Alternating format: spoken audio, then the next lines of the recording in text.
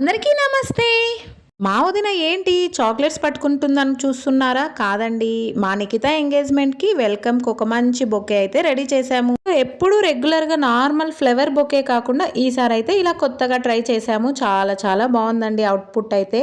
Chocolates అయితే అందరూ తింటారు కూడా కదా, సో వేస్ట్ అవ్వకూడదని మేమైతే ఇలా కొత్తగా ట్రై చేశామండి. ఎలా చేయాలి ఏంటి అని అయితే నేను చూపించేస్తున్నాను చూడండి.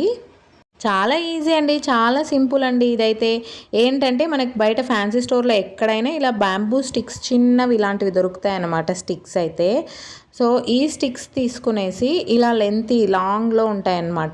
ఇలాంటి స్టిక్స్ తీసుకోవాలండి. అంతేకాకుండా కొన్ని చాక్లెట్స్ కూడా తీసుకోవాలి.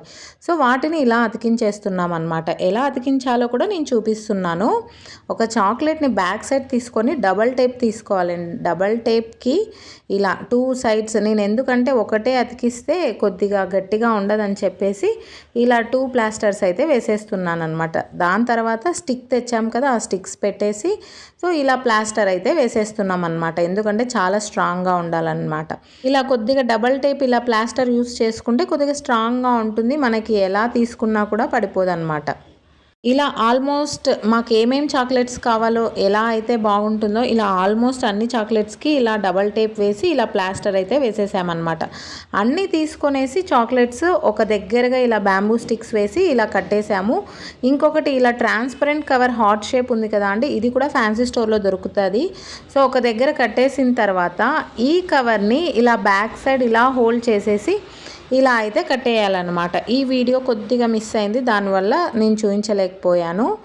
సో ఇలా మేము కట్టేసాము. ఇది కూడా ప్లాస్టర్స్ యూస్ చేసి కట్టేసామన్నమాట. దాని తర్వాత ఒక గిఫ్ట్ది ఉంటుంది కదా అండి రిబ్బన్, అదైతే ఇలా మధ్యలో కట్టేసాము. చాలా చాలా అయితే బాగుందండి అవుట్పుట్. చూడండి బొకే ఎంత బాగుందో. మీరు కూడా ఇలాంటి బొకేస్ ట్రై చేయండి. ఎప్పుడు ఫ్లవర్స్ అయితే మా ఛానల్ని ఫస్ట్ టైం చూస్తుంటే సబ్స్క్రైబ్ చేయడం అయితే ఈ బుకే మీకు నచ్చినట్టయితే ఒక లైక్ చేయడం అయితే మర్చిపోకండి. Thank you, bye bye.